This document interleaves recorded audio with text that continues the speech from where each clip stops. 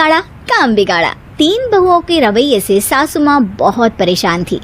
दरअसल बात ये थी कि तीनों बहुओं में किसी बात को लेकर अनबन हो गई थी। तब से ही तीनों एक दूसरे से मुंह फुलाए रहती थी। ना कोई सीधे मुंह किसी से बात करती, ना किसी का कहना मानती।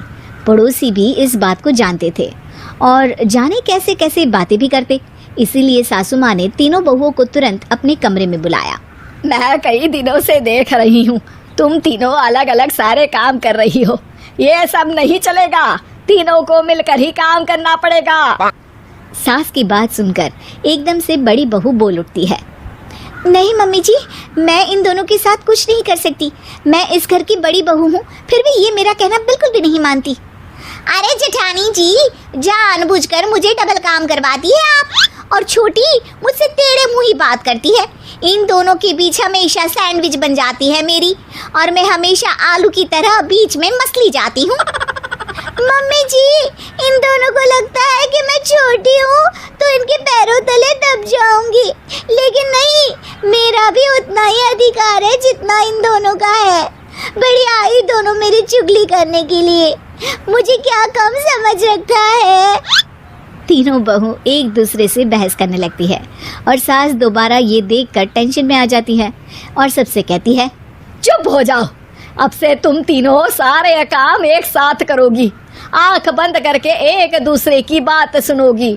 तुम तीनों इस बात को गांठ बांध लो, वरना अगली छुट्टियों में तुम्हारा अपना मायके जाना कैंसिल। सास की बातें सुनकर डर के मारे तीनों हामी भर देती हैं। जी मम्मी जी, मैं समझ गई। हाँ मम्मी जी, जैसा आप कहें, आप जो कहेंगी मैं वही करूंगी।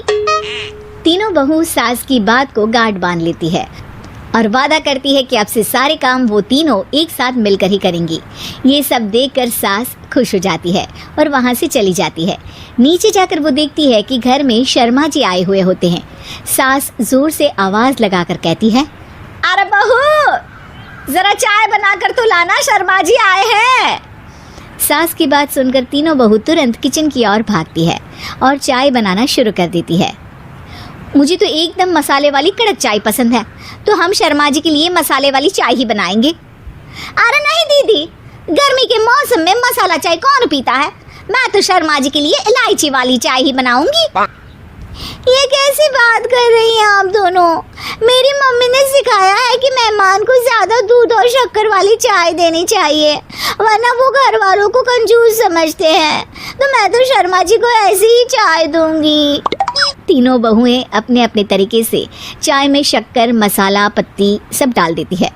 उबलने के बाद तीनों मिलकर चाय बाहर लेकर जाती है और शर्मा जी और सासू माँ को देती हैं। चाय पीने के बाद शर्मा जी सासू माँ को देखकर शर्मा जाते हैं और शर्मिंदा महसूस करते हैं कि आखिर उन्होंने चाय पीने के लिए हामी क्यों भरी। सासू माँ भी चाय पीना शुरू करती है और कहती हैं, अरे बहू, ये कैसी चाय बनाई है? चाय है या मीठे दूध की बासुंदी? हाँ, चाय अच्छी नहीं लगी क्या? कोई बात नहीं, हम पराठा बनाकर लाते हैं। चलो चलो अंदर। हाँ चलो। हाँ आती हूँ मैं भी। नहीं नहीं, मेरा पेट चाय ने ही चौपट कर दिया, वही काफ़ी है। पराठे से पोपट नहीं करवाना, मैं तो चलता हूँ। शर्मा जी चुपचाप पतली गली से निकल जाते हैं। अगले दिन सास बहुओं से कहती है, अरे बहू, जाओ जाके ऊपर के गेस्ट हाउस की सफाई कर दो। कल हमारे यहाँ मेरे दूर के रिश्तेदार आने वाले हैं, तो पूरे कमरे को चमका देना, समझी? तीनों बहू सास की बात को मानकर ऊपर सफाई करने चली जाती हैं और तीनों कमरे की सफाई चालू कर देती है। बड़ी बहू मकड़ी के जाले साफ करती है, तो बीच वाली झाड़ू लगाना और छोटी वाली सर्फ डालकर जमीन धोना शुरू कर देती है। अरे दीदी, जेठानी जी, अभी मैंने पूरी फर्श धोई और आप फिर से धूल नीचे गिरा रही हैं। और मछली जेठानी जी, आप बिना झाड़ू की धूल यहाँ छटक रही हैं। अरे तीनों को साफ करना है, एक साथ सफाई करते हैं ना। अरे वही तो, हम साथ साथ हैं, घर साफ साफ है। तीनों बहू ऐसे ही काम में उलझ जाती है और 2 घंटे तक एक ही कमरे की सफाई करती रहती है। बहुत देर से अपनी बहुओं को ना देखने के कारण सास ऊपर कमरे में उन्हें देखने जाती है, लेकिन कमरे में घुसते ही वो गीली फर्श पर फिसलने के कारण नीचे गिर जाती है। ओरी मोरी मैया, हड्डी मरोड़ के रख दी। आए मेरी तो कमर ही टूट गई रे। तीनों बहुएं सास को उठाती हैं और बिस्तर पर सुला देती है। अरे मेरे हाथ पैर दर्द कर रहे हैं, दबा दो आराम मिलेगा। हाँ जी माँ जी। अरे जी माँ जी। और तीनों बहुएं एक साथ सास के हाथ को दबाना शुरू कर देती हैं।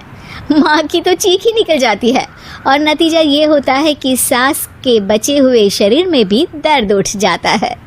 हाय राम, ये क्या कर दिया तुम तीनों ने।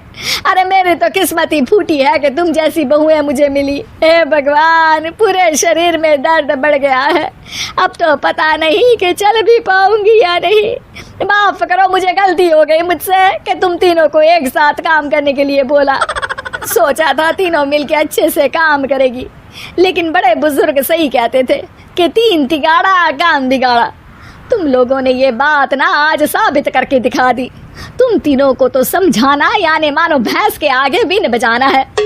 तुम्हें अकेले अकेले काम करना है ना, तो अब से तुम अकेले ही अपना अपना काम करो। तीनों बहुएं वहां से जाने लगती है। अरे कहाँ जा रही हो? आप ही ने तो कहा कि अपना अपना काम करो, तो मुझे मुल्तानी मिट्टी लगानी है। अरे मुझे भी तो नेल पॉलिश लगानी है।